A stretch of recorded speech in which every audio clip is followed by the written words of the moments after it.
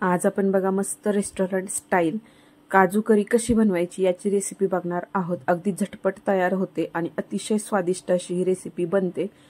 जर घरात भाजीला काही नसेल तर हा बेस्ट ऑप्शन आहे। येथे बघा काजू करी बनवण्यासाठी एका गरम कढईमध्ये मी 1 ग्लास पाणी घालून घेतलेला आहे। यामध्ये 7 ते 8 काजू घालून आपण ते छान असे शिजवून घेणार आहोत आणि एक मध्यम आकाराचा कांदा कट करून मी घेतलेला आहे आणि ते आपण झाकण ठेवून आता एक 10 ते 15 मिनिटे छान असं शिजवून घेऊया। इथे बघा मिक्सरच्या भांड्यामध्ये एक कट केलेला टोमॅटो घेतलेला आहे आणि मिक्सरला आपण छान अशी याची पेस्ट बनवून घेणार आहोत। मस्त अशी टोमॅटोची पेस्ट बघा तयार झालेली आहे आणि इथे बघा खलबत्त्यामध्ये एक 7 ते 8 लसूण पाकळ्या मी घेतलेल्या आहेत, त्या आपण छान अशा ठेचून घेणार आहोत। ठेचलेल्या लसणाची चव ही वेगळीच लागते, त्यामुळे मी इथे लसूण ठेचून घेते आहे। इथे बघा मी एक पॅन घेतलेला आहे आणि आपण शिजवलेले काजू आणि कांद्याचे जे मिश्रण आहे ते आपण यामध्ये घालून थंड होण्यासाठी ठेवून देणार आहोत, कारण पाणी गरम आहे आणि ते उकळून घेतल्यामुळे आपण त्या अगोदर थंड करून घेऊया।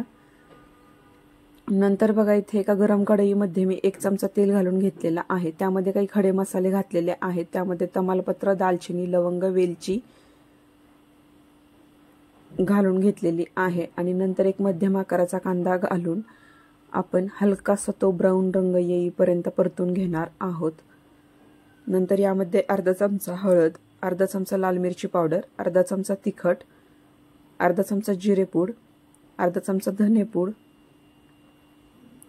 1 चमचा गरम मसाला आणि 1 चमचा मीठ घालून घेतलेला आहे आणि छान असं मिश्रण आपण एकजीव करून घेऊया आणि हलकसं परतून घेऊया।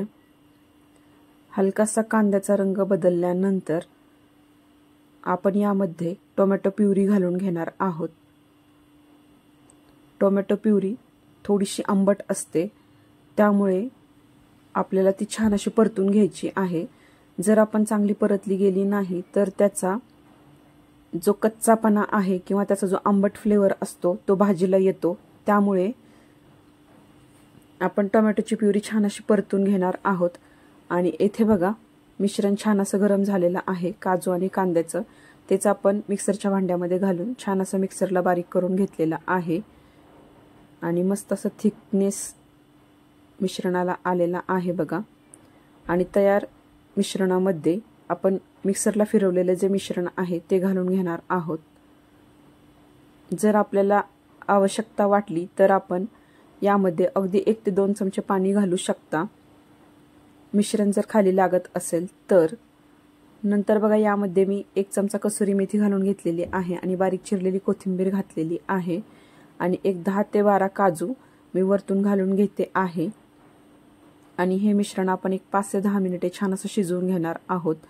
2 लोकांच्या जेवणासाठीची ही भाजी छान अशी तयार होते आणि मस्त अशी रेस्टॉरंट स्टाईल काजू करी बघा तयार झालेली आहे। तुम्ही पण एकदा नक्की बनवा। नवनवीन रेसिपीजसाठी कोमल्स किचनला सबस्क्राईब करा, लाईक करा, फॉलो करा आणि कमेंट करायला विसरू नका।